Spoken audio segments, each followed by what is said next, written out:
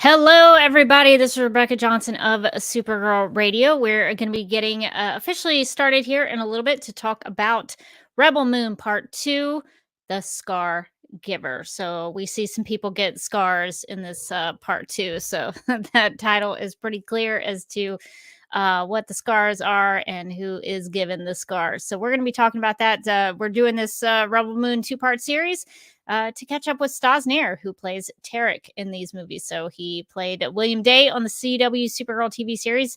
Didn't get a lot to do. A little disappointed with how they treated Staz Nair as William Day, because I think maybe if you're going to bring him on, give him something to do instead of watching TV for an episode, which is actually what happened. He just sat in front of a television screen for one episode. So that was a little disappointing. So at least here as Tarek in Rebel Moon, he gets things to do and action to do and stories to tell, which is very interesting.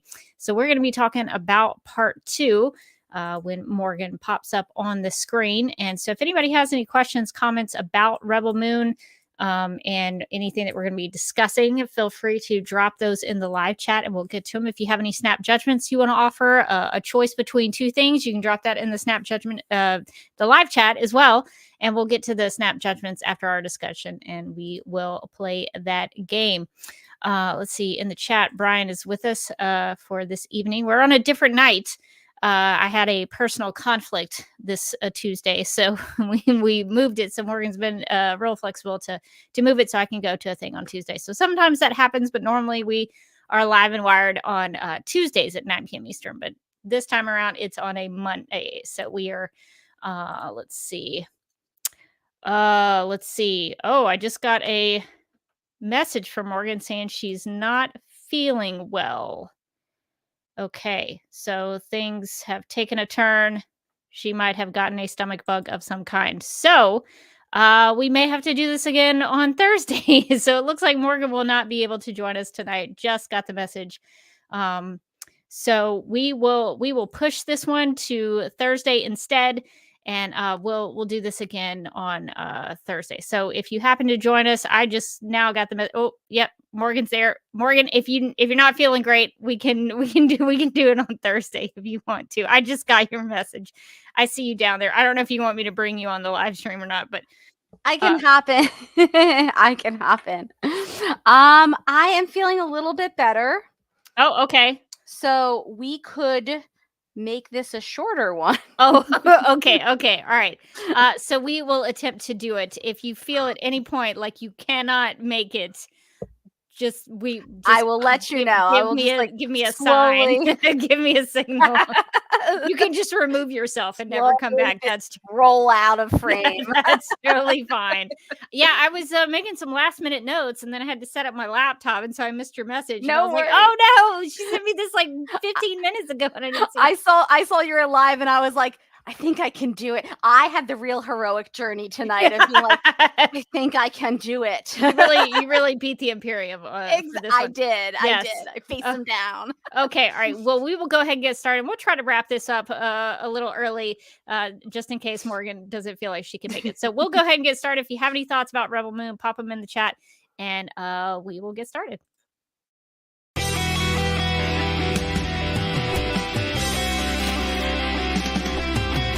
McGurk! I love typing. Not mess with my Google Docs, Meeksy. Supergirl Radio is going live every night of the week. How do you like it? Is becoming a human burrito a plus or a minus? I don't know. It does seem snug. I mean, they say you are what you eat. Kira.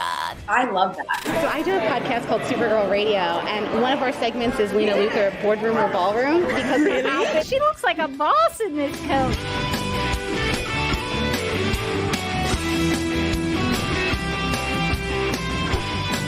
Nasty Luthor like a different Luthor? It's not just Lena being mean? No.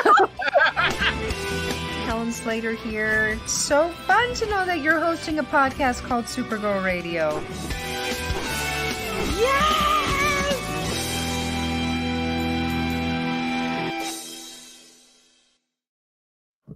Welcome to Supergirl Radio, your source for all things related to the character of Kara Zor-El. My name is Rebecca Johnson. I'm Morgan Glennon. And we are live and wired on the DCTV Podcast YouTube channel and the Supergirl Radio Facebook page to check in on the CW Supergirl's Staz Nair, who played William Day, by reviewing and discussing Rebel Moon Part 2, The Scargiver, in which he plays Tarek. And sometimes does or does not wear a shirt. We can maybe talk about the improvements there. I think that was a really important part of his character journey, and I have a lot of thoughts about this. Yes, my husband was tired of me being like, and now he's not wearing a shirt again. Mike was like, let him live. So we will talk about Tarek's journey with his clothing and his wardrobe. So we will get into that. So we don't have any news as far as I know. So let's just get into talking about Rebel Moon Part 2, The Scargiver. And the IMDb description for it reads, quote, Cora and surviving warriors prepare to defend Velt, their new home, alongside its people against the realm. The warriors face their past, revealing their motivations before the realm's forces arrive to crush the growing rebellion, unquote.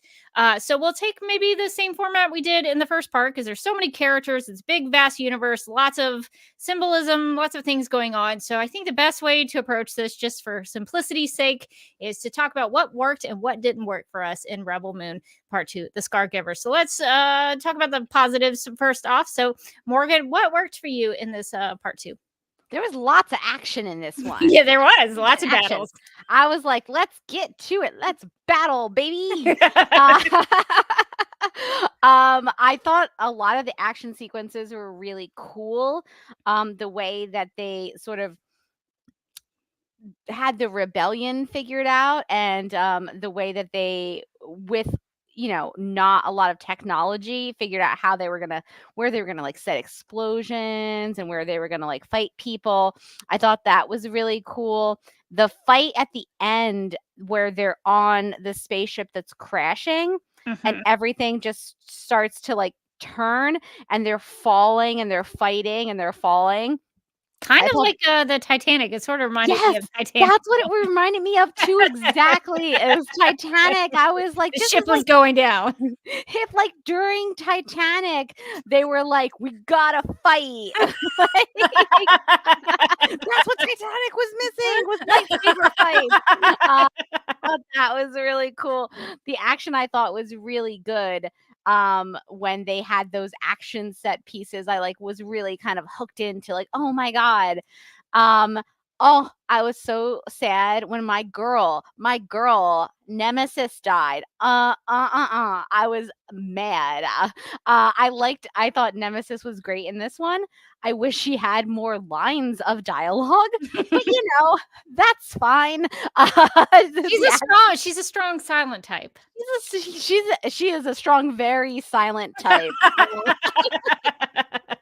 But the actress, I think, did really well with like what she was given, and the character itself. We were like, I was talking to my husband who watched this with me, and I was like, I just like everything about Nemesis. I like her character design, like the silhouette of the character with the hat. Yes, this exact shot is what I was thinking of, where I turned to my husband, I said, I just like the character design of her, like the silhouette, the hat, the like, the sort of the almost like kimono obi type like thing around the waist, and then the skirt falls out, and then the robot arms. I was like, I like it all. We know here on Supergirl Radio we're big fans of robot hands. This Oh, is yes. established. Yeah. I was like, I want that. You were bringing her back from the dead. I want the Nemesis spinoff. Well, actually, I think this is confirmed that Gail Simone is apparently writing a Nemesis comic book. I'm there. I don't know This how I is feel for about that, me. about how awful she's talked about Zack Snyder in the past, but he's a real forgiving, nice guy. So even though she's been a real jerk about it, but She's like, she watched the movie. She's like, I've got a couple pitches for Nemesis. Because so did I. I was like, I want to follow Nemesis on like a day in the life. I want to see a Nemesis have to teach like a kindergarten class. Like I want it all for Nemesis. Now, what would she teach the kindergarten class? Are they sword fighting? Probably sword fighting techniques. Probably like do kind of stuff. You'd probably be like, Nemesis, teach them, like here, read them a book, and then you'd come back and then they're all like fighting each other to the death. Like, you're doing great. Well, hopefully they don't need to cut their like forearms off. Yeah, that part of her backstory, what I was like, wait, is she just, oh my god. She's not, she wouldn't. Yeah, she did. Lops those arms off. That takes a real commitment to the cause. Once again, why Nemesis is the best. Other things that I liked about this movie, I would occasionally, while we were watching this movie, just come up with new favorite characters as we went along. Oh yes, yeah. Run them down. Because we know, first off, we know Jimmy. He's my top guy. He's the best robot boy.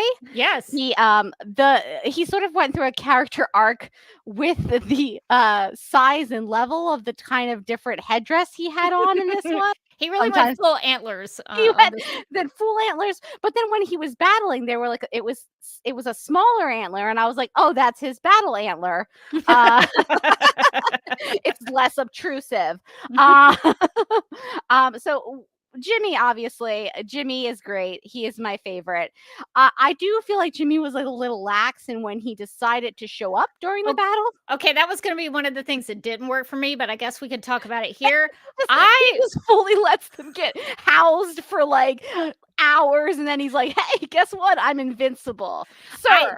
I think the idea is that they're supposed to be at the point where they're losing hope. And then he shows in heroically with his cape flowing in the wind, looking so majestic. And he does, when he shows up, it's awesome. But I too was like, okay, Jimmy, this is a good time to come in. Jimmy This is the time feels to like pop any in. time now, Exactly, Jimmy. want to show up. He shows up at the last minute possible. Last possible minute, and then he's like, "See, I go, Jimmy, Timothy." Actually, you should have called him James. I was gonna say, I like that we have the confirmation that his full name is actually James. He's like, excuse me, I'm a grown adult man. I'm James, the grown man robot. Excuse me.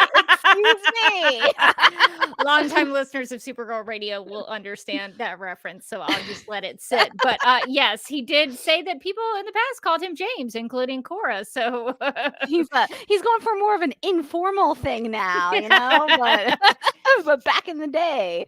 My other favorite character coming out of this movie was the old man from the village.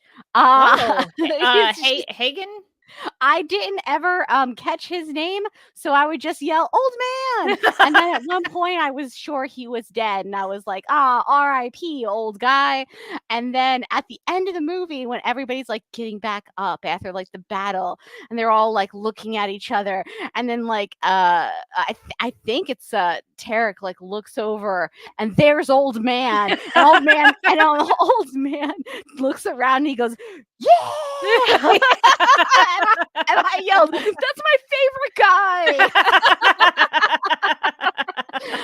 I like the background actors who have like just small parts who have really 1000% committed to those background parts. I was like, God bless you, man. You're in this. I actually would agree with that because Sam, and I think his name is Private Eris. The young people are kind of into each other, and yes. I really like them because they do contribute a great deal. They don't have a ton of story, but I like their kind of little side romance and how they contributed to it. I was like, heart eye.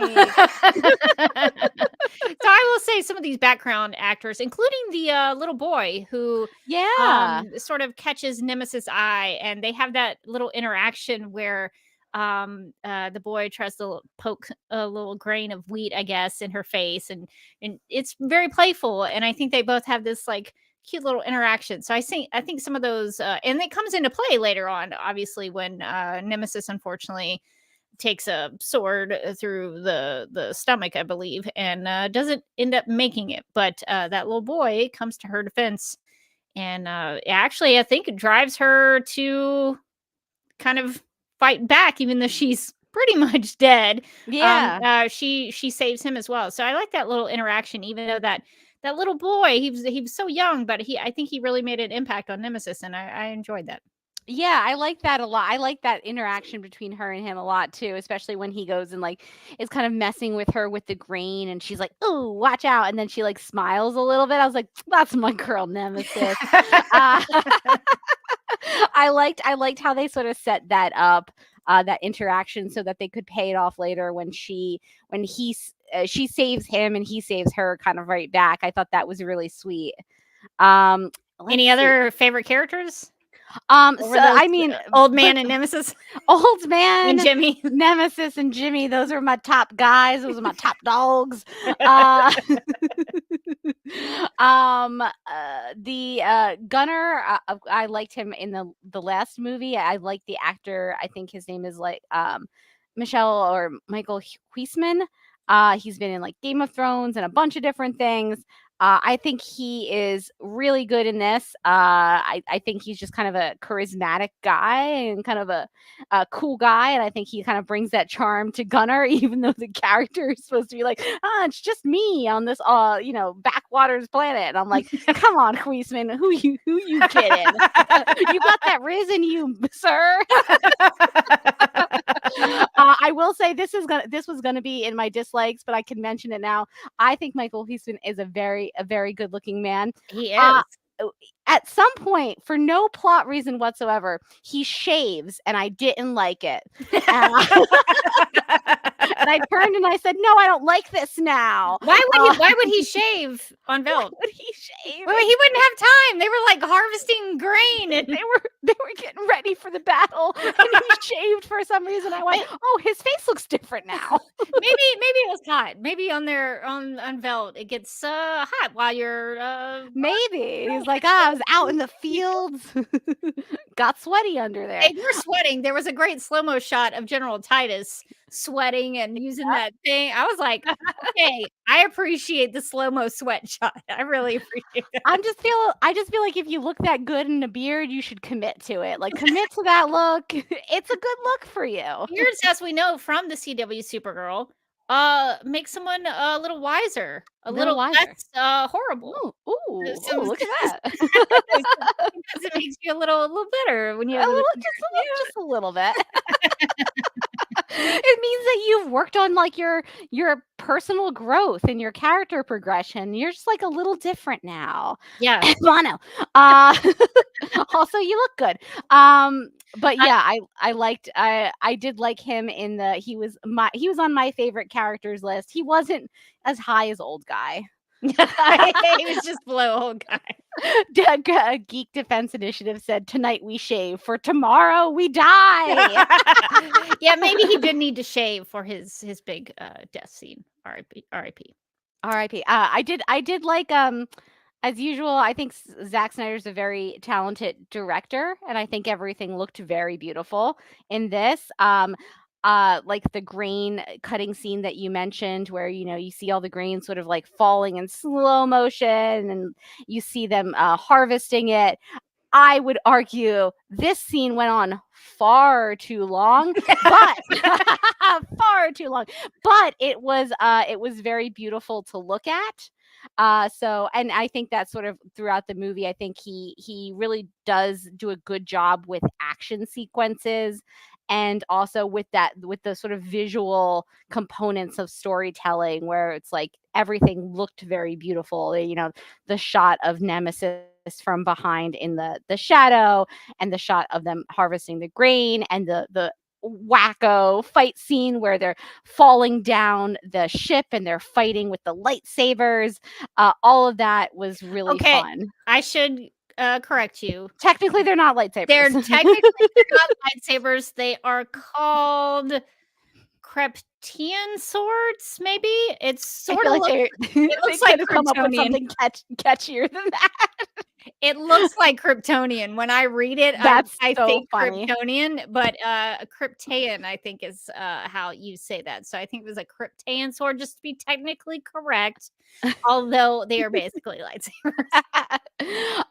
And I think the final one off the top of my head, and I'm sure I'll think of more as you start to say more, but my final like is that at one point, and I want to stress that this is not permanent, but at one point, Tarek does finally get a shirt.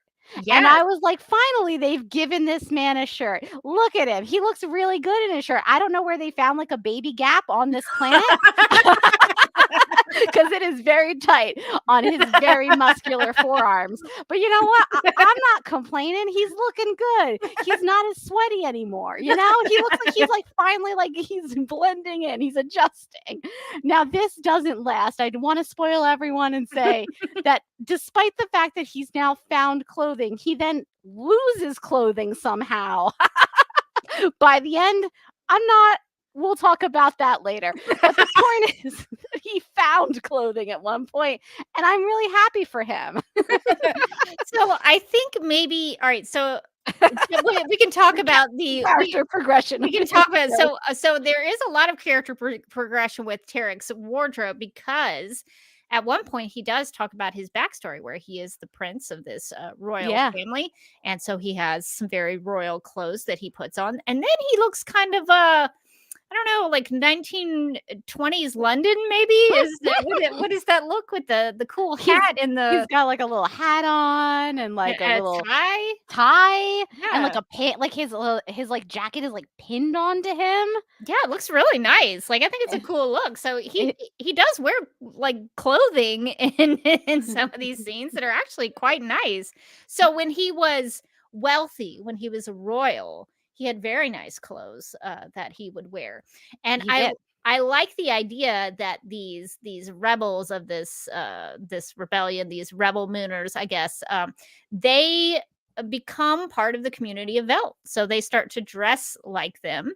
So I appreciated that. They probably the community was probably like, hey, do you need some clothes? We can give you some clothes if you want some clothes. And then I think when he goes shirtless at the end during the battle, I guess that's just his his battle look. So I think there was a storytelling progression The throughout. shirtlessness in battle was what finally started to crack me, started to break me down, because I was like, armor.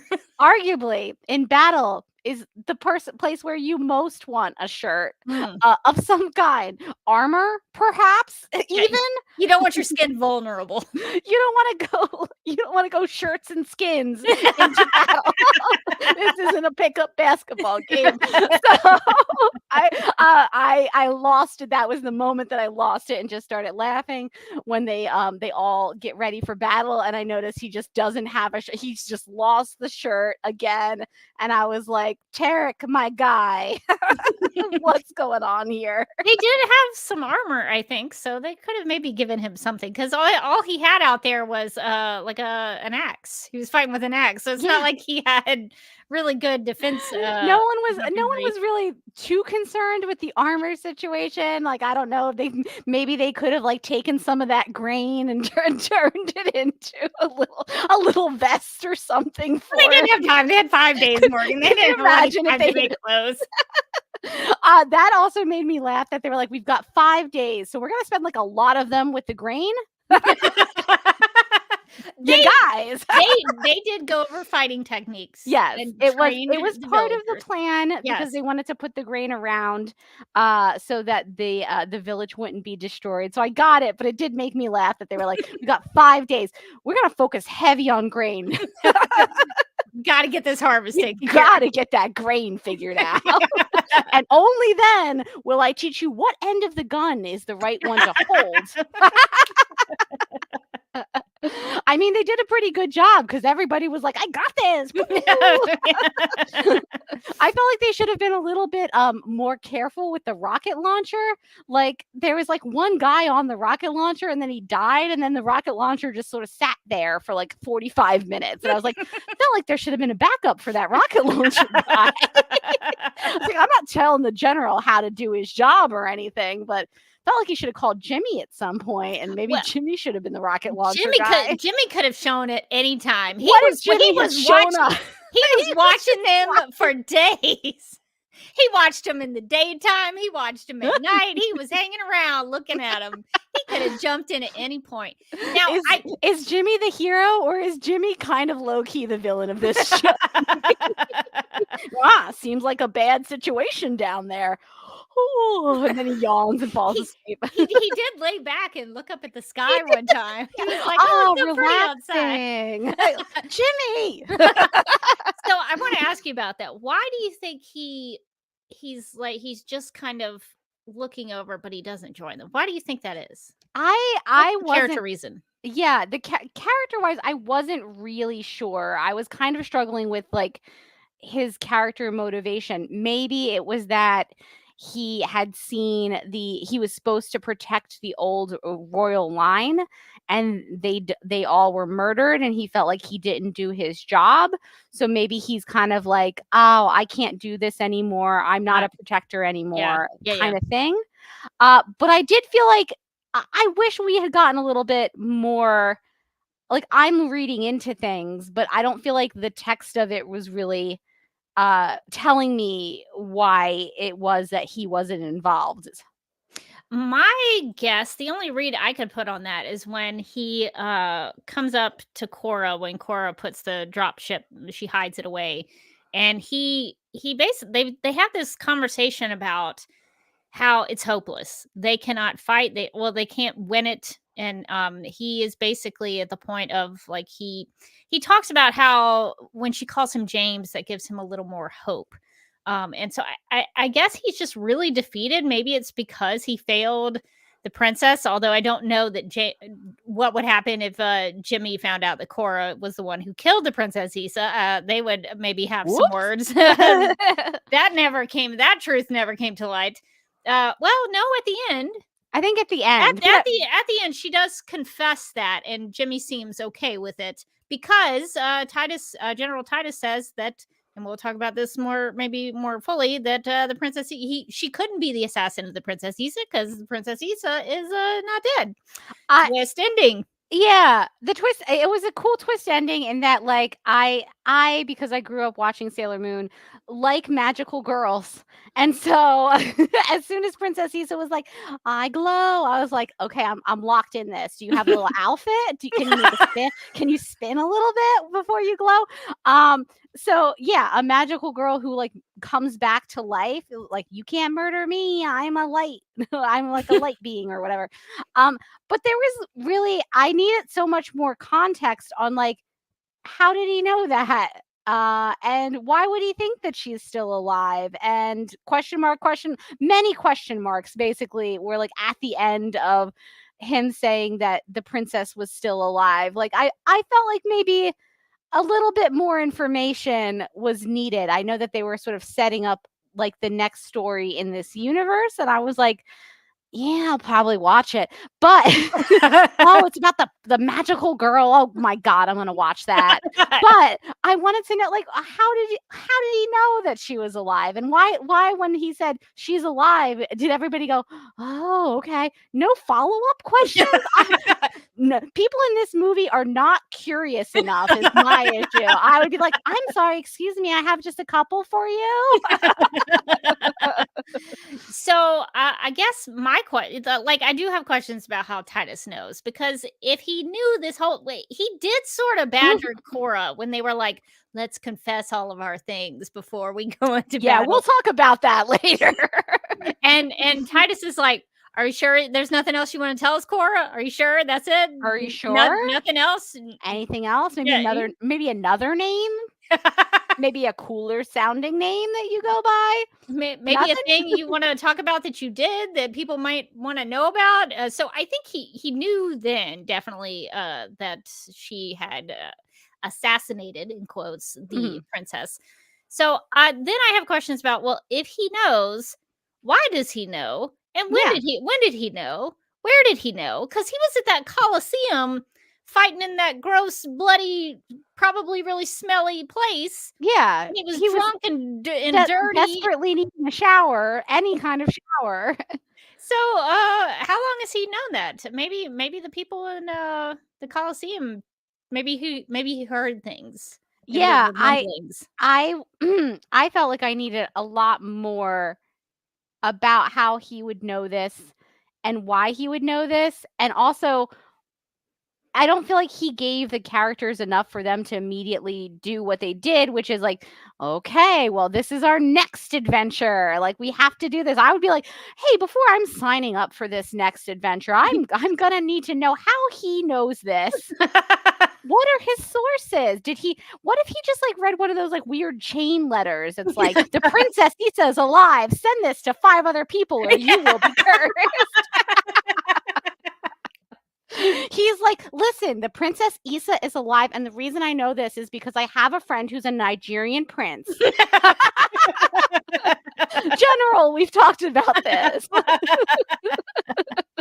Yeah, that's true. I mean, I think General Titus is a pretty upstanding guy, but they have been betrayed by one of the other characters that they thought were on their side, 𝙋𝙖. And so, I mean, betrayal is not out of the realm of possibilities. So I feel like they probably should ask him questions about that. From Geek Defense Initiative in the chat said, I was certain that Cora spared Issa and she was actually Sam, but I guess I was wrong. That would have been such a fun twist. I just wanted to pull it up because I like that idea of that twist so much, because I liked the Sam character, even though she wasn't like a main character or anything, but I thought she had, like the other villagers in the background, like Old Guy, my favorite, that she had like a lot of interesting stuff going on. She had a lot of moxie, you know. She shot that gun, and she had like a little love story in the background.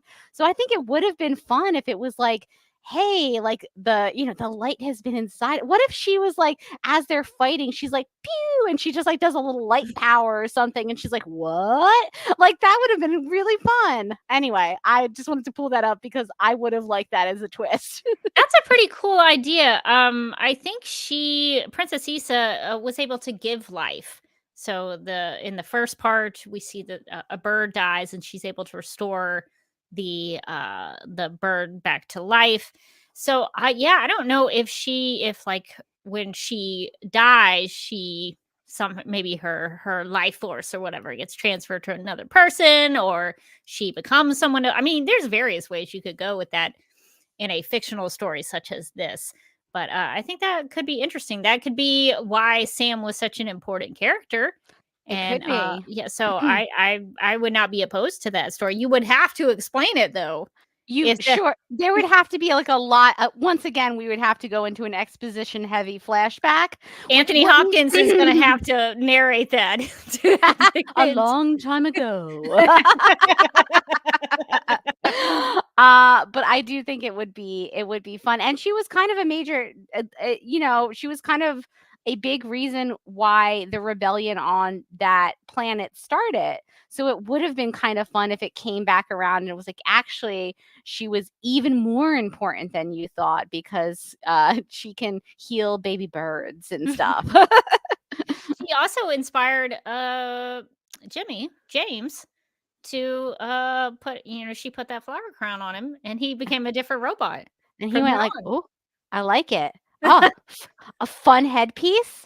That does feel very me. He really took to that very quickly. It became his new thing. So yeah, I think Sam, that would be cool. A cool twist with Sam. Yeah. So is there anything else that you wanted to discuss about what worked for you? I am probably blanking on it, so I'm going to like let you take it now, and I'll hop in if you say something that it would also be on my list if I had thought of it. Okay, I will say that because I am a camera operator and shoot things, and I'm an amateur videographer. Well, a professional videographer and photographer, but I'm not like the greatest. But I do it for on yourself. You are the greatest. But I have won awards, and I do it for professional living. But I care about cinematography, and I care about what things look like. And I will say, I think more so than part one, I think part two is where Zack Snyder, as both director and director of photography, the cinematographer of this movie, he was both. He filled in both roles. I think after his Justice League debacle, he was like, I'm never letting anyone else do any. I'm doing it all from now on. I'm never letting anyone touch my stuff. So I'm going to direct, I'm going to DP, and I'm going to write it. I'm going to do all the things. And you know what? I don't blame him. So I thought did a really good job with the way things looked. And sure, the harvesting sequence went on a little long. I was eating that up. I was like, this is great. Throw it in the air. This could go on for 10 more minutes. I love this. You know what it reminded me of? We were joking that like when you go to like Disney and you sit into like one of those like panoramic things where they like teach you about the earth, and they're like, this great planet of ours. And I was like, oh my God, it's like one of those Disney like panoramic shots where it's like, I feel like I'm in the grain. I really loved that heart, and I enjoyed that not only did they plant their own wheat, like that was real. That was a real harvest, and the actors were really harvesting it. They were really? They became farmers for real. That's so funny. So I appreciated that it was so authentic that they made it so real. I don't know. That must be a fun fact at a party to be like, I know a lot about grain. I don't know if they got paid extra for this. Not only were they pretending to be farmers, but they actually were farmers. So that is really funny. But I think because Rebel Moon is is situated in space, sometimes the Zack Snyder visuals sometimes get taken away a little bit because everything is CGI and artificial and fake and computer generated. So when it would go back to the shots where it was, out of the camera and it looked really nice, like I was like, oh, okay, I really like this. There was a shot with Korra and Let's get them on a planet again. Yeah, let's get them on the Earth so we can actually have some of that, like really. I don't want to say guerrilla filming, but it was like what is the word? Cinema verite, maybe is the word. Yeah. But there was a shot with Gunnar and Korra where they were kissing in front of the sort of almost so like pretty. the Saturn rings. The way it was composed, and there was motion in the shot because there was like a weather vane or a windmill or something in the background that was moving, and so things like that. Even though they were very simple, the way they were silhouetted, the way they were lit, it just some of that was really good. I loved all the stuff with the grain and the wheat, and there was even a shot with the wheat where like it as they were about to start harvesting it, all of those things like went down as they were being cut, and so they would fall to the ground. And I didn't know if that was CGI or if that was actually the things being cut, but I thought that was a really cool shot. So a lot of the way that the film looked, even I know people joke about Zack Snyder slow-mo, but I love it. I think it's beautiful. I enjoy it so much. So that was one of the biggest things that I took away was just how much better looking I thought part 2 was. And I really liked watching it visually. And what I think also talking about that harvesting sequence, one of the things I think is the strength of Zack Snyder as a filmmaker is he has a trademark of letting visuals and music tell the story and without having to give a lot of exposition. And I think that sequence was a really good one because it was just them harvesting the grains, with music on top of it. And it let me kind of get in there with them. And so I really like the immersive nature of that. And I will say also, one of the things that worked for me was the editing. 𝙀𝙧𝙧 is the editor of this film. She's worked with Zack Snyder quite a bit. And she, I think, did an excellent job with this one. There was a little bit of speed ramping with Nemesis and that little boy, which I thought was really interesting to kind of capture your eye as they build that relationship. And then also, and we'll talk about this sequence as part of what didn't work for me, but I will say the assassination of the king and the queen and Princess Issa was very well edited. Oh, yes. Did I think it was over the top? Absolutely, yes. I forgot. Okay, it was well edited. So I said that when you mentioned something that I also enjoyed, I was going to hop in there. Not that sequence, but the absolute insanity of the the band playing in the background with the weird hoods over their heads. The string like trio or the quartet or something? Yes. Like there's like a string quartet with like weird black bags over their heads that's playing the whole time, by the way. The whole time as everyone's getting murdered, as everyone's betraying each other. They don't even pause. And that's like it's such a commitment. And it was so weird. And I was like, I like this movie when it allows itself to be this weird. Not the whole scene, the rest of the scene, just the quartet. I was like, I like whatever insanity is happening in that corner. So I will say, I thought about that too. And I think the reason why they would put those like bags over their eyes is so they wouldn't see what was happening. Oh. Because there's a play. Now, this part of that sequence I liked. The togas were a little too on the nose. The togas were a bit much. A little on the nose for Julius Caesar. For like a Julius Caesar? It too, Brute? A little on the nose with the togas. But I did like the idea that it's essentially propaganda. Belisarius tells Korra, you have to kill the princess. You have to do this. And she thinks that she's going to be protected, that Belisarius is going to protect her. No consequences from killing the royal princess. No, nothing's going to happen to her. Like, especially because there's so many people there. I did think, like, again, I would agree with you. This scene is over the top. But the idea of, like, somebody doing something and then turning around and being like, you did this, while everyone around them who saw exactly what happened and just goes, yeah, you did it. Like, I thought that was Well, was pretty cool. who's gonna turn on him? Because 𝙀𝙀 is the guy who actually kills the king. He Yeah. slays the king. He slays the slain king that they always talk about. So nobody is gonna question 𝙀𝙀. They're just gonna fall right in line with that whatever narrative that he constructs around it, and he betrays his adopted daughter that he claims to love. And I think that having the bags on the heads of the musicians is a way to say, you cannot bear witness to this. We have a story that we've constructed, and this is just going to be the narrative that we put out there. And I thought that was kind of like an a see no evil thing. Yeah, And I kind of thought it was like a little take on like a propaganda and how propaganda works, that you construct a narrative and then you implement it. Everybody's just supposed to go with it. And I thought it was interesting because he says specifically, when he's saying like, you did this, that he says specifically that she's an off-worlder, that she is like, I don't know. It's something, he says something like messed up about her being like an off-worlder, her being different, her being like untrustworthy.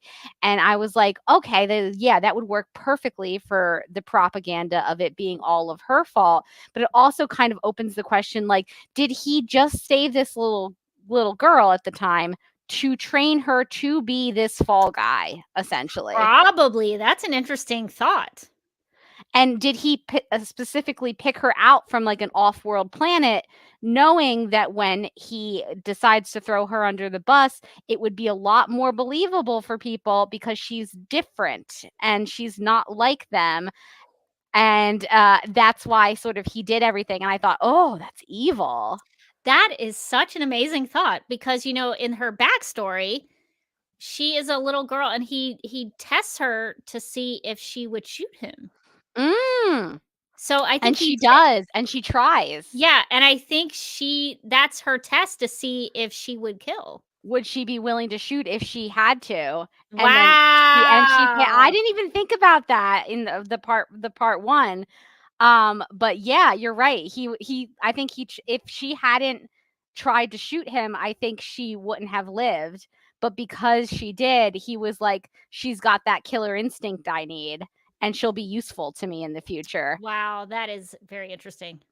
Bunsen has thought all of this is like really peeling back layers to the movie he hadn't thought about. And now he aggressively wants to flop and knock over my glass of water, so I must hold it. He's going to be the Scargiver before this live stream is over, so be careful. It feels that way. He's got my killer instinct here. Bunsen does, right, buddy? It's the water. He's like, grain? He's taking after General Titus, who gets rid of his alcohol. And that's right. I forgot about that. Water. Yes. So yeah, I think the editing of that assassination sequence I thought was really well done, because I understood where everything was, what was happening, who was doing what. So I thought that's really hard to handle too, because there's a lot of moving parts. So I thought that was very good. I also really liked, I think I mentioned the Cora and Gunnar romance. Totally bought into it. Was really sad when Gunnar died. Or I think they say Gunnar. They do say Gunnar, and I was like, was it supposed to be Gunnar and not Gunnar? All right, Bunsen, you got to get off now. So maybe I should call him Gunnar. I don't know. I don't know if that's just in the accents or not, but I really liked their romance, and I thought that I was very invested in it at the end. So I will say that I enjoyed that. I also really liked General Titus in this one, and I have a question for you about General Titus. Do you think he's become the new father of the community? Or do you think it's like the old man? I would say Titus would probably be more like, because they really rally around him. He gives like a big speech, but I do He think sings a song. he sings a song. They love the song. It's beautiful. It's a beautiful song. I do think that if he is a father, he's going to end up being a deadbeat one, because he's definitely leaving, right? Like he's not staying with the community. He's not staying. So old man by default is gonna crush this.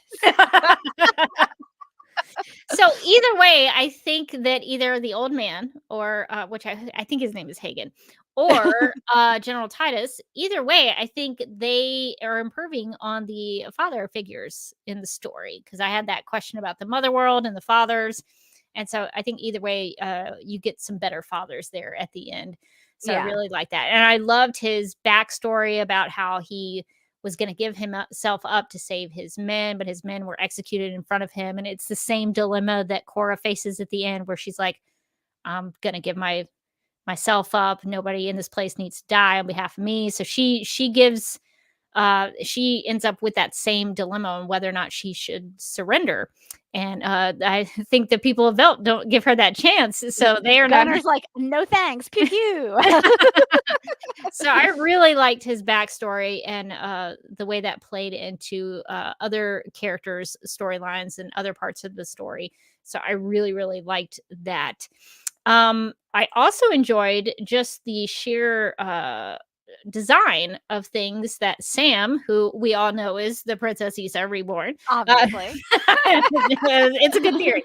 But I enjoyed that she gave all of our rebels essentially flags that were designed on their characteristics and the way that she saw them. And I really liked that because at the end, before the battle starts, they had flown the flags. They put them up in the little village to sort of be a battle cry. And they were all uniquely designed, and they all meant something different. And what I thought was really kind of heartbreaking at the end is when Gunnar dies, they not only have like a cremation funeral, but they burn his flag. I So, noticed that like the it's camera tragic. lingers on his flag, and especially tragic because when she's giving these flags away, she says that he is their heart. Yeah. So it's like, you're really seeing what the town and what the village has lost because they've lost their heart because he dies during to protect this town and protect Cora. So you really get an appreciation of the weight of what just happened. I mean, other characters also die, but I think it's really impactful that he does as well. Yeah, because he's the one who Cora's out for the count. I mean, Cora's getting beat by Noble, and Gunnar comes in and he saves her, giving her the chance to finally defeat him. I also love Nemesis. She was one of my big things that worked for me in this one. I also thought Tarek's backstory was very well done. I enjoyed learning more about him. So those are kind of my big ones that I thought it looked really good. I thought the acting was good. To your point, the action sequences were, I thought, paced well and edited well, and everything just kind of moved in a good pace. And I think it's because that first part you have to do all that setup, and the second part is like, all right, we're just going to have this big battle. Now there's going to be a battle. So I think once you get to that point, I think it kind of got a little better in terms of the pacing. So this was a fun watch. I think more even so than part one. I thought this was like an enjoyable, entertaining watch. Yeah. So we'll flip the script, as it were. And what do you think didn't work for you? What do you think maybe could have been better? Yeah, I think what I had a harder time with again, as in part one, although not as much as part one, but pacing, I was still a little bit off. Some scenes were just a little bit too long. Some scenes were like, wait, what's happening here? So I think that the pacing they still struggled with that a little bit in like trying to get everything in that they wanted to get in, and having some scenes feel like there wasn't enough stuff in them, and some scenes felt like they were going on a little too long, and you're like, I get it. They're harvesting great. We get it. Yeah.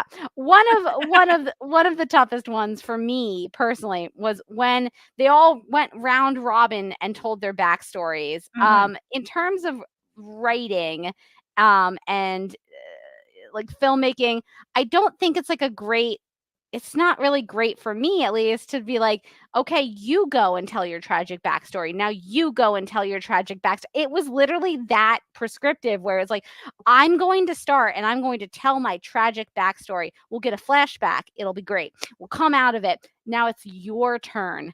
Your flashback. Now it's your turn. And there's a lot of characters in this scene. So like, you're just like, you gotta just settle in. And by the time they got to the third one, I went, oh, they're going all the way around. Okay. Everybody's got to confess something. Everybody's got to go through their tragic backstory. And it reminded me of, in the first one, a scene that I think we both had a little bit of issues with, which is the scene at the end where they go person by person. They're like, this is your deal and this is your deal.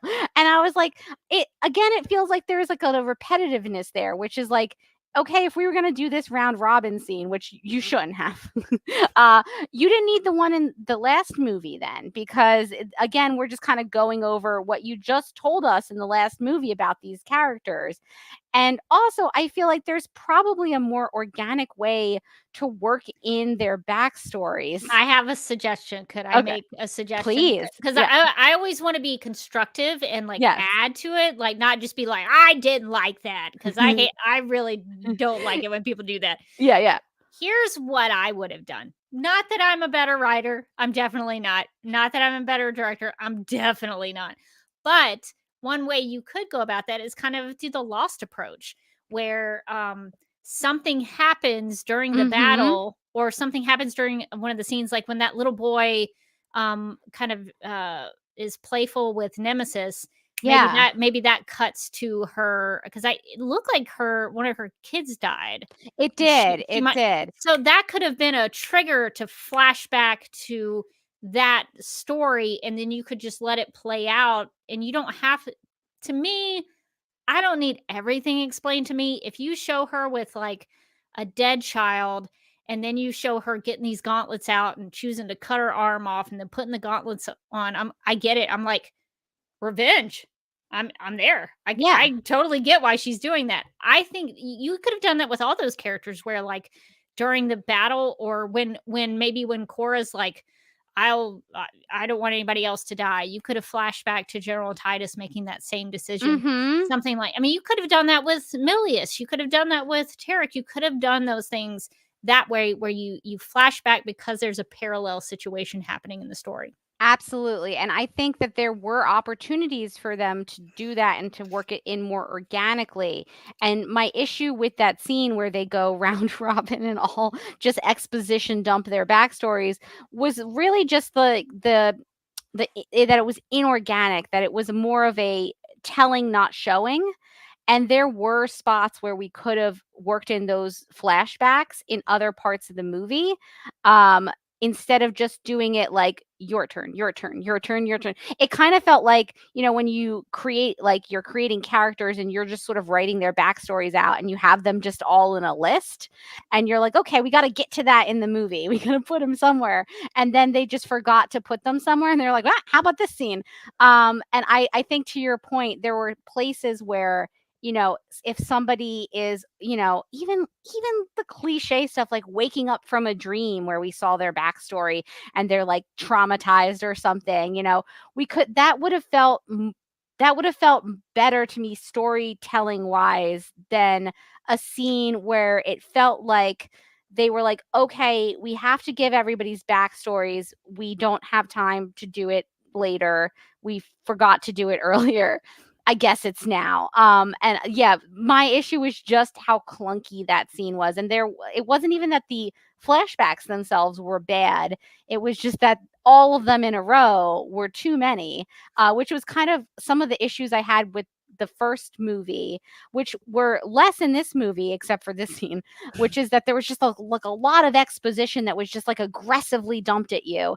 And this, and then as we started this one, I was like, okay, the exposition has really scaled back. And then we got to this scene and I was like, I spoke too soon. The only thing that I will offer up in terms of maybe from the perspective of the writers is that maybe they wanted all those characters to hear the other person's story. Mhm. So they needed them to be in the same room so that they could all digest each other's stories, which I totally get. And that might be something I've never been in war, so I don't know. But maybe that's something that you talk about before you think you're going to die. Like maybe you tell each other the stories about why you're fighting. And I think that's actually kind of nice to give them a motivation for why they're willing to put their lives on the line and defend this village. Because I think all their backstories, storytelling wise, gave them that motivation, and especially their motivation against the mother world and the Imperium and all the bad guys. So I understood where they were coming from. So that's the only thing I can offer up in terms of why maybe they went that route, is that they wanted the characters to hear each other. So in that way, if you did a flashback, from a moment where it's focusing on Nemesis and then you flash back to her, other characters aren't going to hear that. Yeah. It's just for the viewer. So that's the only reason I think maybe they did it that way. But there are obviously other ways you could have done it. And I think another thing that didn't work for me as well is once again, I had this complaint in part 1, and I felt like it got better in part 2, but not a ton better, which is that I wanted more from a lot of these characters. Again, my girl Nemesis, I love her. But I felt like I wish she had like a little bit more dialogue. I wish that the characters had like a little bit more interactions with each other, like more individual relationships, where I was like, this character and this character have they have like an inside joke or something, or this character and this character arguing, or this character and this character don't trust each other. And it just seemed like all the characters were just sort of like, okay, time for battle. And I think it would have been more impactful, especially as the characters start getting hurt and some of them dying, if they had relationships with each other that you cared about.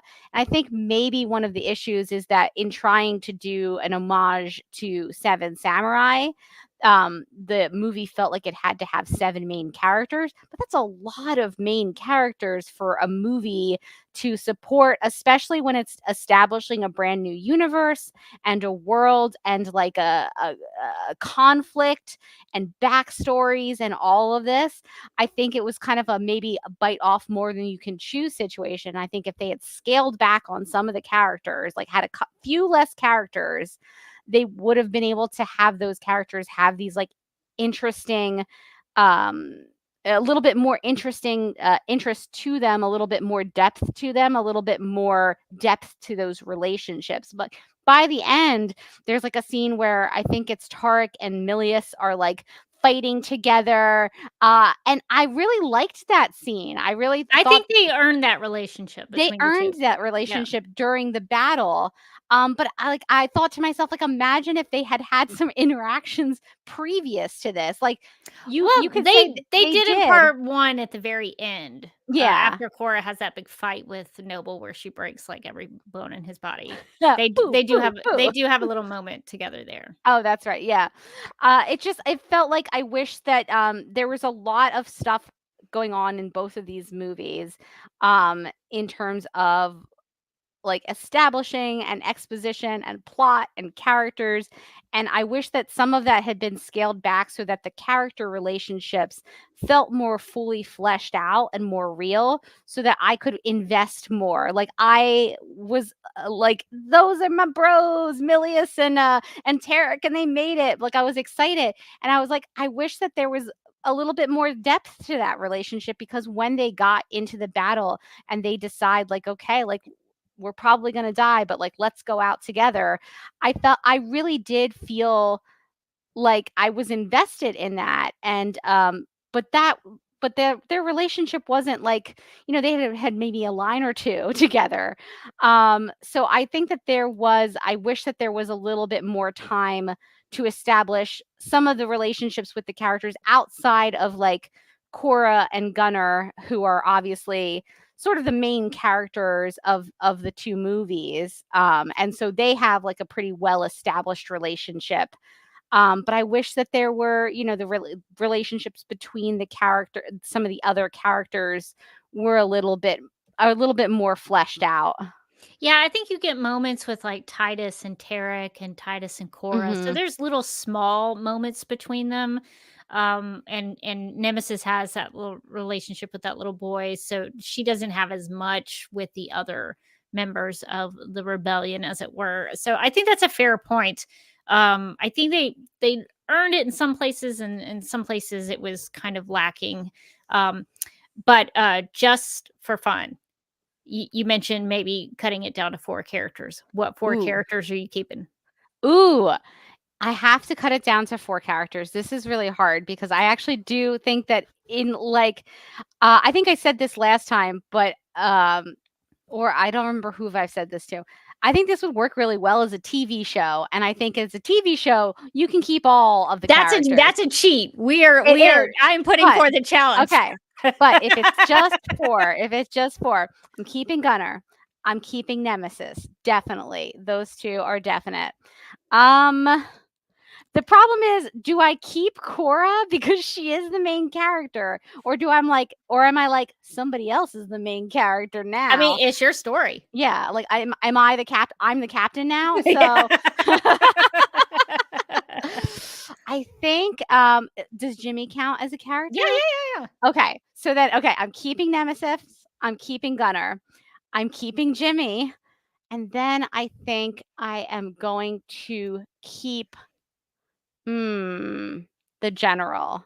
So I think in my conception, obviously Jimmy is the main character. In your version of Rebel Moon. In my version of Rebel Moon, it's all about Jimmy, baby. And of course, you would have like the secondary characters. You'd have my boy Old Man. You'd have Sam and her love interest in the background. But I think you would just be able to like focus in on like these sort of with 4. I think you could do a lot with like how these people interact with each other and relate to each other and the relationships they have, so that like when one or 2 of the characters dies, like it was very sad. I loved Nemesis, but like, and I'm sure the other characters were sad, but like it wasn't like anybody was like that I saw on screen was best friends with Nemesis, where they would have that. Whereas part of the reason, besides the fact that I liked the actor and I liked the character of Gunner, but watching Cora like sob over him and say like, why can't I just have this? Why can't I just have one thing? Like did make me really sad. So, and that is because it was, they put in the time to make that relationship make you care about it. That is a good list. I'm going to toss it back to you. Okay, we're chopping, and you can only keep 4. Who are the 4 you're keeping? Okay, so I think I would keep Cora because I like her backstory. Yes. Especially now that we've cracked the code on Battlesaris's long con. That's true. I like that as a story and a character beat for her. I am also going to keep Jimmy because someone needs to protect the royal family. And then I also maybe would keep Tarek because he talks about how his mom like sacrificed herself to keep that royal bloodline going. Mm-hmm. And I sort of this is if it was Rebecca Johnson's story. Of course. I don't know if like his royal family and the Slain King are different royal families, but like what if he gets back to his people, he becomes the king of his place, and he becomes like the new reigning king of this mother world or whatever. Ooh. And so he becomes like the good king that replaces the Slain King and becomes a better ruler of the people or whatever. And so I like the idea of having him be that replacement for the Slain King. I like that because I think that there's also a place where you could take that would be super dark, which is that because I'm not right, which is that he becomes the king, and then in like a future movie, we find out that like ultimate power has corrupted him. Mm. And now there's like a new generation of rebels rebelling against him. Like, Oh, oh, juicy. And then you have the layers of like betrayal of them being like, we thought when we got him on the throne that like everything was going to be different, and it was for a while. Like, and this is our friend, and like how, like what happened to him? And then there can be that like really like, you know, Lex Luthor and Clark Kent from Smallville thing where it's like, I loved you, man. yeah. I think either way you go about it, I think it's cool. It would be cool if Prince Tarek became King Tarek. I like that idea a lot. So I would keep Tarek, and then I would probably keep Titus. I really like the character of General Titus, so I would probably keep him too. Because Nemesis, I don't think I can even take. Well, but I guess if it was my story, I would not have killed her. I would. in my Yes, opinion. she's forever alive in my story. And now that we've been talking about like Princess Issa and the ability to give back life, If why? it's my story, there's lots more magical girls in it too. It's true. Well, here's my my qualm about this now that I'm thinking about it. If General Titus knew that Princess Issa was alive, why didn't he like go get her and then bring him back to the battle, and she could just bring all the characters back to life? So like maybe Nemesis doesn't really die because Issa brings her back to life. Gunner doesn't really die because Princess Issa brings her back to life.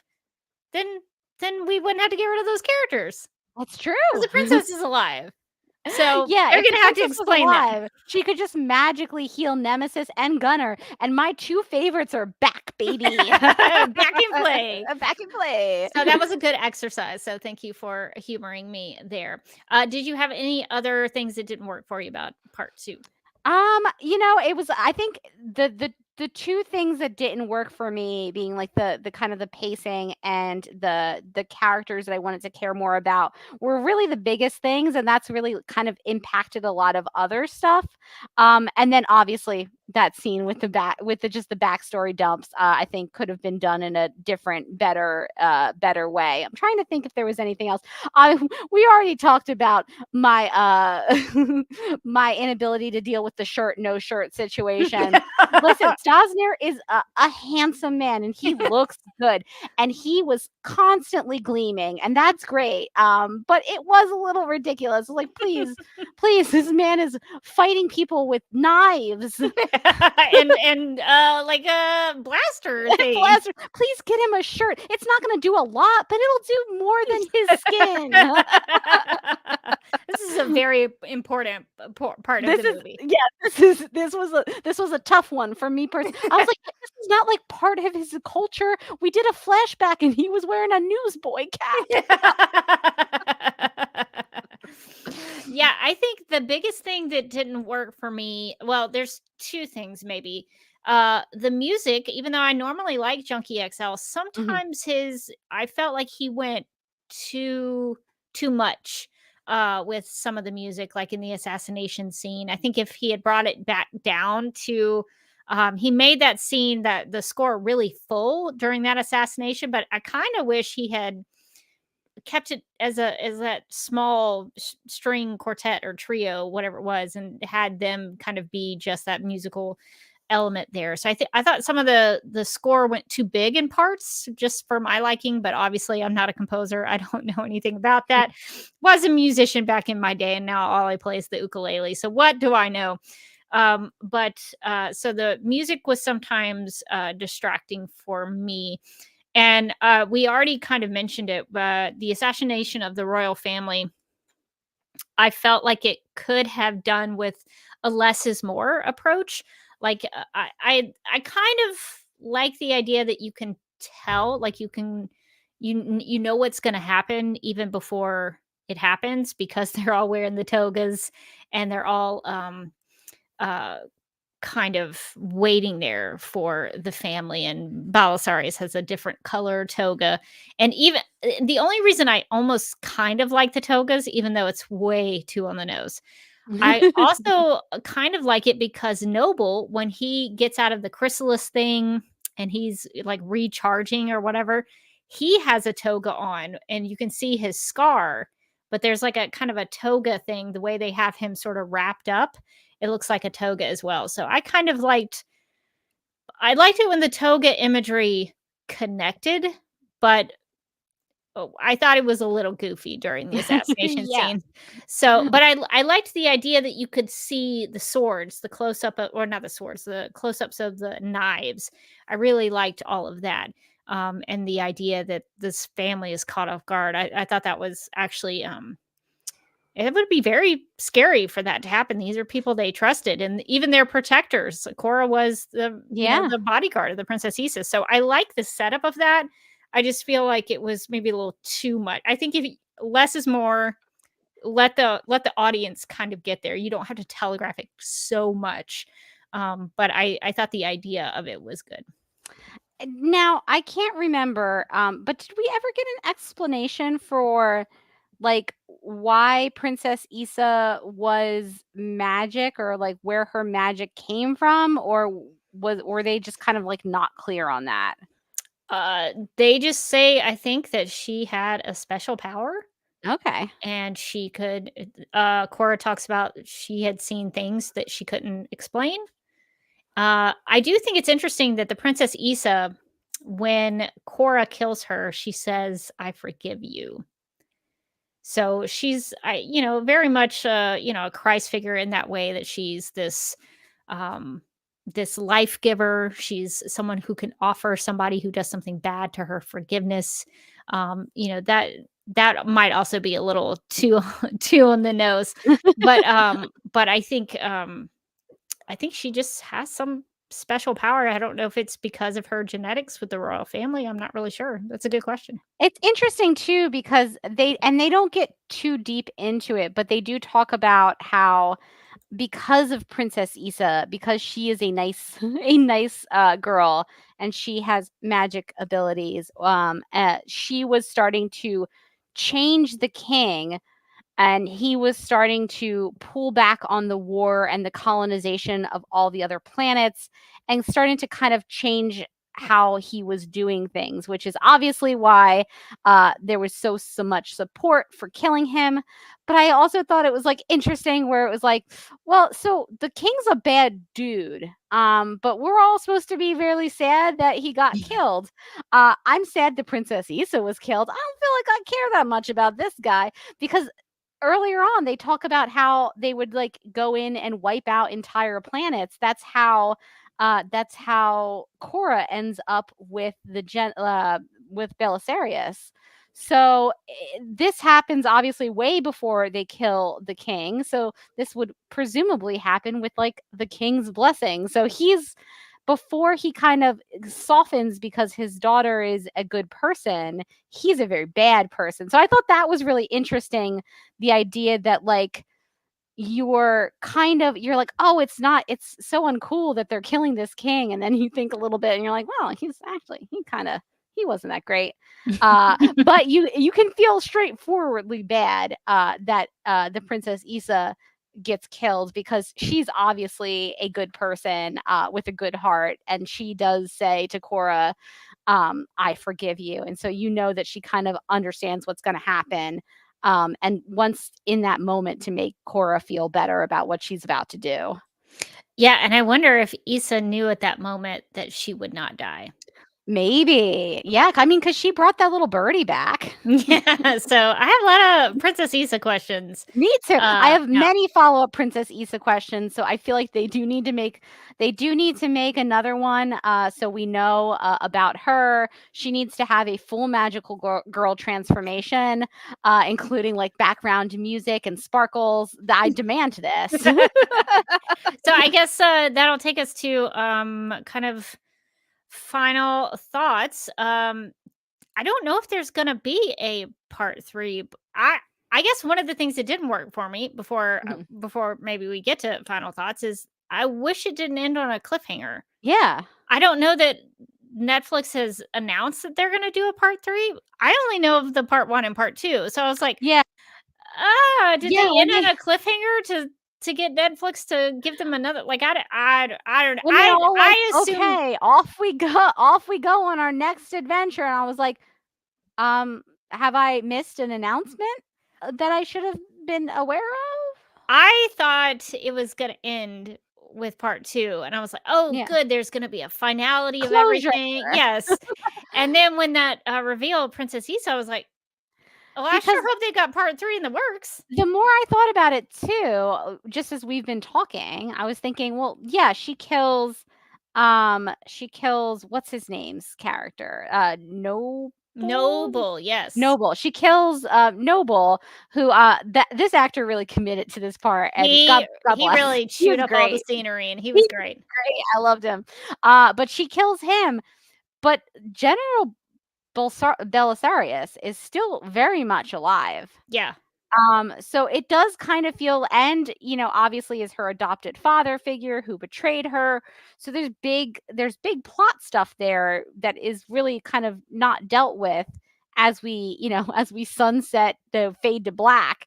So even beyond the like, hey, we all got to go find Princess Issa. She's like, a little light spirit in the woods or whatever now. I realized, like, as we were talking, like, also General Belisarius is out there, causing havoc, creating bad situations, and still, trying to find her, and blame her for this assassination. So it does feel like we end in a place where it's like, yeah, this one chapter of the story has finished, but I don't feel like the book on the story has closed even remotely. It does kind of feel like it ends on a cliffhanger. Yeah, so, I guess this will be the final question. Would you watch a part 3? You know what? It's so funny because I wouldn't say I didn't enjoy them, but I wouldn't say that these movies are something I'll pop back on and rewatch at any point in the future. And yet I know I'm gonna just watch the third one if it comes out. I don't know what's wrong with me. It's where it's like I'll just sit here and be like, I didn't like this and I didn't like that, and they'll be like, oh, the one about the magical princess is out, and I'm like, girl, there I am. I gotta see what my boy Tarek is up to. Is he riding a big bird this time again? Is he wearing a shirt? Is he wearing a shirt? I gotta know. I'm locked in now. I gotta know if Jimmy's there. I gotta know if Sam and that other guy that she liked got married in a tasteful ceremony, facilitated by old man.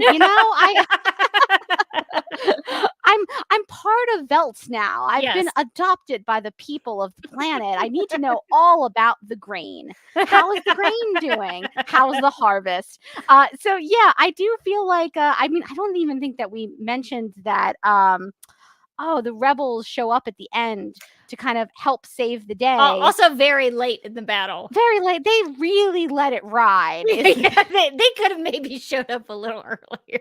What were they? Were they texting with Jimmy and were like, do they need us? And he was like, nah. They good. Jimmy. But yeah, like I feel like as they're all like, we are off to the next thing, we gotta go do it, I thought to myself, I felt the sinking feeling in my stomach, and I went, I'm gonna watch that next one. No, I never learned. I mean, we'll probably, if there is a part 3, we'll probably do an episode for Supergirl Radio. We gotta chart the relative shirtlessness of Staz Nair in that new one. But I hope that he gets it in the next movie, because if I feel like they want to make a next one, so I feel like they will at some point. In the next one, I need him to ride another bird. I feel like that was where he was happiest.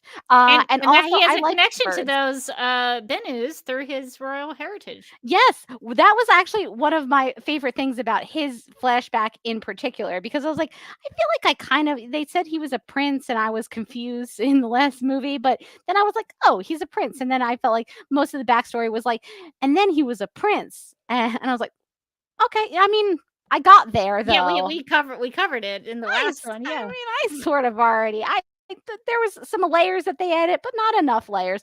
But the fact that like his homeworld was very big bird focused, that I didn't actually know. And that I found delightful. There were so many big birds in there. There was a big bird at the funeral. Yeah. There was a big bird fighting people outside. Yeah. Big birds aplenty. And I was like, man, all right. I mean, now you're giving me a spinoff that I'm interested in because, like, before, if you're like, it's the Tarek spinoff, I'm like, okay. I mean, he's going to look good. He's going to not have a shirt. He's going to be a little sweaty all the time. I'm interested. And they're like, and then it's just full of big birds. And I'm like, all right. Well, now you're speaking my language. It's Autobahn time, baby. Yeah, if there's a part 3, I'll be watching it. I think I got way more invested in part 2. So I think if we go to, but part 3 has to be it. Complete the trilogy. And there has to be end an on a end closure point to the story. Yes. It can't be like, and then we thought it was over, but and then like the princess comes out and she's like, wink or something. No. Just wrap it up in a nice trilogy. Just give me a really good 3-parter. I was actually surprised when I realized it was only 2 parts because what would you call that? Like a duology or something? Yeah. I don't feel like that's that common. I feel like usually it's either 1 movie or 3 movies. It's not usually like 2 movies. And you don't usually know going in it's like 2 movies. Usually it's like 1 movie and then it does really well and then they make a sequel. And then maybe that doesn't do as well and then they're like, we'll cut it off at sequel. but I feel like when they're conceptualizing, like we're going to do a series of movies, you always think, oh, so you're going to do 3. This is one of the rare times where like, no, a series, I mean, technically a series is 2. Yes. Like, I mean, technically, but. Well, here's hoping there is a Rebel Moon part 3, the story of Jimmy. So maybe it'll be focused on that. What if it flashes back to what he was doing while everyone was just getting like housed at the town? He's like playing a Game Boy or something. Doing a Sudoku. Journaling. He was really living life for a while. Okay, well, I think that's going to wrap up our thoughts on Rebel Moon Part 2, The Scargiver. But I did have one snap judgment that we kind of already talked about, but I'll try to add another one in there off the top of my head. So we will get to some snap judgments. In the game of snap judgments, each person is presented with 2 options, but must only choose one. First instincts are recommended and explanations are unnecessary. Okay. Sorry. The snap judgment, I hadn't read it before we started recording and it made me laugh out loud when I got to it. Okay. The first snap judgment is who should have jumped into the final battle sooner? Jimmy or Deborah Bloodaxe? I think the Blood Axe and the rebellion crew should have shown up so much sooner because they had all the ships and the artillery. Like they came in guns blazing. They could have ended that battle way sooner. Way sooner. Jimmy could have popped in. He could have kicked butt. He could have, killed a bunch of dudes, and he did. But the rebellion could have played a much stronger role. When Deborah Bloodaxe shows up, I was like, well, where have you been? What? You were going to show up? Honestly, forgot you existed. So that's who I would pick. The Blood Axe element of the battle should have come. They should have pulled the trigger sooner on that. Yes, I would agree 100%. I will say there is an argument that you could make, and I could not disagree with you, that while it is worse that she didn't show up, Jimmy was sitting there watching it all happen with the ability to help out, and he was just like, at any time. I'm busy. I'm watching my stories. But I do think from a like turning the battle perspective, way worse that she showed up so late because Jimmy at the root is just one mighty robot, but she had like a lot of ships. All right, okay, this one's a tough one.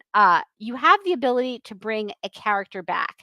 Is it Gunner or Nemesis? Yeah, if you're Princess Issa, I'm a princess, and my magical girl powers will only allow me to bring back one person.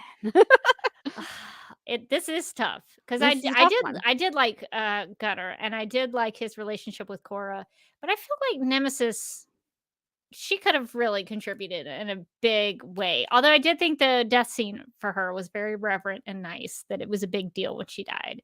But man, she had those cool gauntlet things. So And cool. so I think I would bring back Nemesis. Yeah, this is a tough one because I liked both of these. These are both my top dogs. But I have to say, I did feel like there was like a sort of a finality to Gunner's death, where like it made sense for the story and it was like really emotionally affecting, and I respected it, and I did think that Nemesis' death was also really well done. But I feel like Nemesis has so much more to give. She's just such a cool character. Like I want her back in the next movie. I also want Gunner back, but like I can live. But like I'm gonna be really bummed with that we're running around space and there's no Nemesis with her robot hands and her not lightsabers and her cool hat. Like I'm just gonna be a little bit down that she's not there. So I also have to pick Nemesis. No judgments on your snap judgments. Well, that is going to do it for this episode of Supergirl Radio and our discussion about Rebel Moon Part 2, The Scargiver. If you would like to contact us, you can post a comment on our website at supergirlradio.com. You can email us at supergirlradio@gmail.com. You can like us on Facebook and follow us on X and Instagram, all at Supergirl Radio. And if you like what we do, we encourage you to give us a rating and write us a review on Apple Podcasts or wherever you see podcast reviews. As a reminder, Supergirl Radio is part of the DCTV Podcast and Multiverse of Color Network, so go check those out. You can hang out with us as we go live and wired on Tuesday nights at 9 p.m. Eastern. Most weeks, this week was on Monday, but usually Tuesday nights on the DCTV Podcast YouTube channel and the Supergirl Radio Facebook page. DCTV Podcast also has a TeePublic store, so if you are in need of some new DC or DCTV or even Rebel Moon related merch, you can go to supergirlradio.com and click on the TeePublic store link at the top of the page. And since we discussed Rebel Moon Part 2, The Scargiver, we've added some new designs in the DCTV Podcast TeePublic store that we would love to suggest. I think I'm actually maybe going to get these shirts. I think they're great designs. I didn't see the Tarek one, and he's jumping on that big bird, and I don't know, man. I might have to buy this one. So we have a Tarek design and then a Veltian farming village with one of the Irakis and Korra. So pretty cool design. So if you want some Rebel Moon merch, consider going to the DCTV Podcast TeePublic store to check those out. And if you would like more Supergirl Radio, maybe you could be a Legion of Super sponsors and support the Supergirl Radio Patreon. These people are Michael, Anne-Marie, Yvonne, Nicola, Abby, Miriam, Nicole, Brian, Ethan, Danny, Majuba, Zachary, Annie, and Rachel. And you can do that by going to patreon.com/Supergirl Radio. We've actually been doing quite a bit on the Supergirl Radio Patreon, a lot of trailer reactions. We talked about The Way Home Season 2. So that was a lot of fun. So a lot of good, fun discussions to be had over on the Patreon. If you would like to keep up with me, you can do that on several places. You can go to the Vero True social media platform, my preferred social media platform. You can find me over there at Derby Kid, and you can find out what I'm watching. You would know if you followed me over there that I recently watched Midsommar and was highly disturbed by that movie, although it's very well made. But wow, was that something to behold. So I did watch that recently. You can follow me on Instagram at the Derby Kid, and I'm getting into 35mm photography, so you can maybe see what pictures are developed in the coming weeks over there. And you can subscribe to my personal YouTube channel at youtube.com/duckmilkprod. And you can find me on Twitter and Instagram at Mojotastic. And you can also find me as a co-host on the Legendary Ladies podcast, where last week we talked about, or the other two ladies talked about the new Dua Lipa album. And this week we are talking about something, I presume. I think we're going to talk about Maggie Rogers. We've been in real music mode recently. But after that, we're going to hop and we're going to talk about Bridgerton, which will be funny because Kat doesn't really like period pieces. Yeah.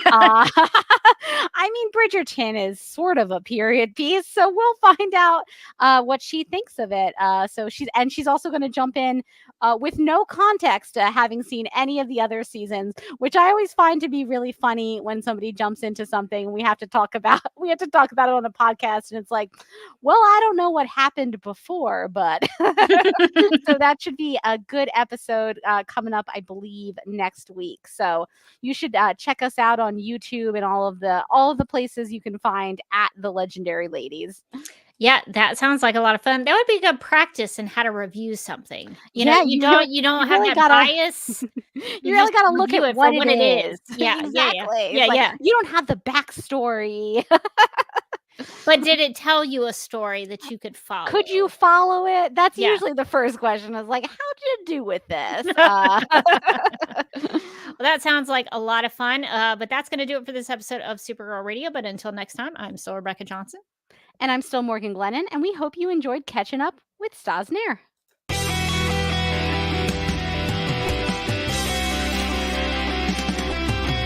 McGurk! I love Not mess typing. with my Google Docs, Meeksy. Supergirl Radio is going live every night of the week. How do you like it? Is becoming a human burrito a plus or a minus? I don't know. It does seem snug. I mean, they say you are what you eat. I love that. So I do a podcast called Supergirl Radio, and one of our segments is Lena Luthor, Boardroom or Ballroom, because her outfit. She looks like a boss in this coat.